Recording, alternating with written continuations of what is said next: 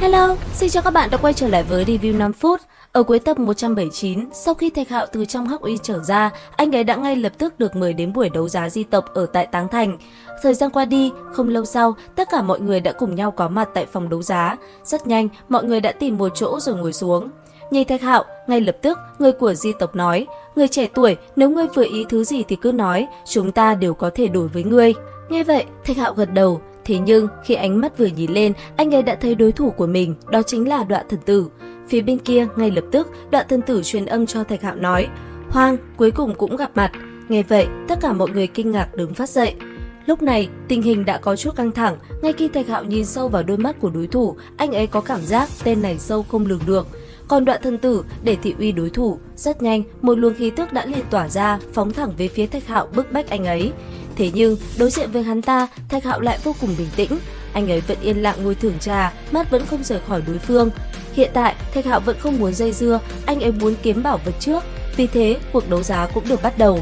Sau một vài món đồ, rốt cuộc, Thạch Hạo cũng tìm được thứ mình cần, đó là một ít bán thần quả để sử dụng trong khi tu luồng tiên khí thứ hai. Tuy vậy, trong lúc đấu giá, hai bên cũng võ mồm qua lại không ít. Không lâu sau rốt cuộc cũng tới món đồ Thạch Hạo cần nhất, đó chính là nước sinh mệnh và phục sinh thảo. Đổi lại, người của di tộc cầm một nhánh của liễu thần. Tới đây, Thạch Hạo chấn động, anh ấy không ngờ những người kia muốn lấy cảnh liễu của mình hợp nhất với cảnh liễu đã khô héo của bọn họ để tế bái. Cuối cùng, trao đổi xong, Thạch Hạo bây giờ mới cùng Đoạn Thần Tử mạnh mồm. Sau một hồi mỏng hỗn, hai bên cũng liền rời đi khỏi nơi này. Không lâu sau, hai người đã tới một nơi hoang vắng để chiến một trận. Rất nhanh, một cuộc võ mồm giữa hai bên cũng liền diễn ra. Hiển nhiên, Đạo võ mồm với Thạch Hạo thì tên kia không có cửa, bởi vậy hắn ta sau cùng chỉ có thể làm liều mà thôi.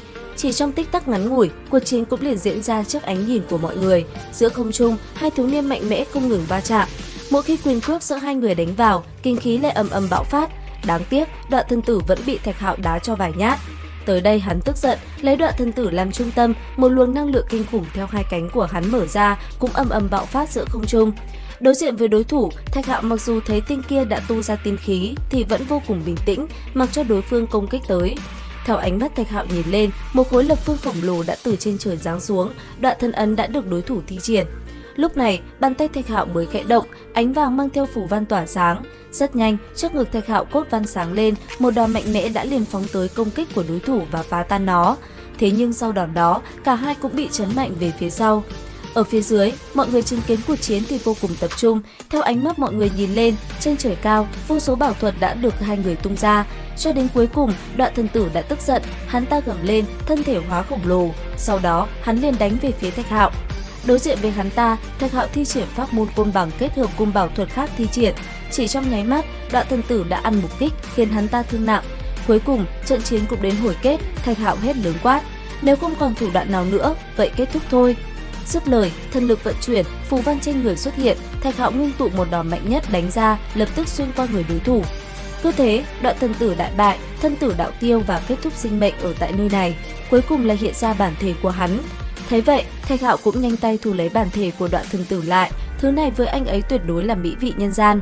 Càng kinh khủng hơn, khi luồng tinh khí của Đoạn Thần Tử muốn tiêu tan thì tinh khí trong người Thạch Hạo đã liền vây lấy nó và hút đi tinh hoa bên trong.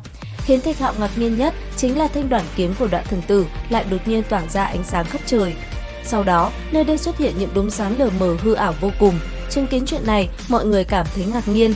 Không lâu sau, bên trên thanh đoản kiếm bắn ra những thải quang hướng về phía tiên kiếm Đại La. Bất ngờ, ở trên thanh tiên kiếm kia lại xuất hiện một bóng người hư ảo đầy quỷ dị. Sau đó, trên lưng người đó đeo tiên kiếm Đại La rồi chậm chậm xuất ra. Giờ khắc đó, Thạch Hạo nhìn theo hư ảnh kia thì cảm thấy kinh ngạc vô cùng. Thế nhưng sau một hồi, nó cũng liền biến mất.